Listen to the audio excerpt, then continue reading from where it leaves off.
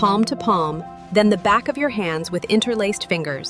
Don't forget your thumbs and fingertips. Now rinse thoroughly. Me patient ఐసీయూలో కనుక admit అయి ఉంటే ఈ వీడియో తప్పకుండా చూడండి. మీరు ఎప్పుడైనా హాస్పిటల్కి వెళ్ళినప్పుడు ఐసీయూ లోపలికి వెళ్ళేటప్పుడు చేతులు కడుక్కోమనడం కానీ, లేదంటే శానిటైజర్ తోటి చేతులు తుడుచుకోమని కానీ, లేదంటే ఒక గౌన్ లాంటిది ఇచ్చి కానీ లోపలికి పంపిస్తున్నారా? దానికి కారణం ఏంటో తెలుసా మీకు?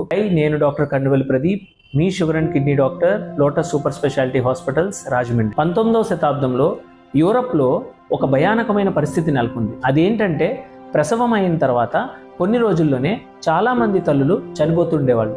దానికి వాళ్ళు చైల్డ్ బెడ్ ఫీవర్ అనే పేరు సంబోధించేవారు. ఈ డాక్టర్స్కి కారణం అర్థమయ్యేది కాదు. అప్పుడే ప్రాక్టీస్ స్టార్ట్ చేసిన ఒక డాక్టర్, అతని పేరు ఇగ్నాస్ సెమెల్వేస్.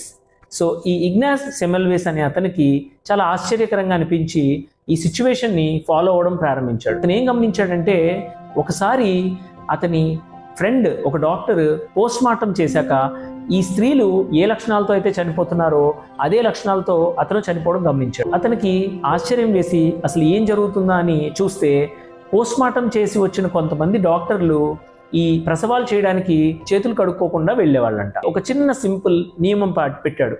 అదేంటంటే, ప్రసవం చేయడానికి ముందర చేతులు క్లోరిన్ తోటి కడుక్కోమని పెట్టాడు. ఇన్ఫెక్షన్ రేటు 15% నుంచి 2%కి డ్రాప్ అయిపోయింది.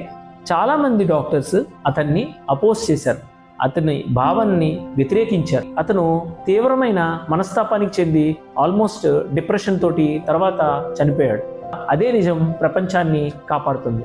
చేతులు కడుక్కొని పేషెంట్స్ దగ్గరికి మీరు చూడడానికి వెళ్తే ఆ చిన్న ప్రక్రియ ఒక మంచి ఆయుధంలాగా ప్రాణాలని కాపాడే అవకాశం ఉంటుంది.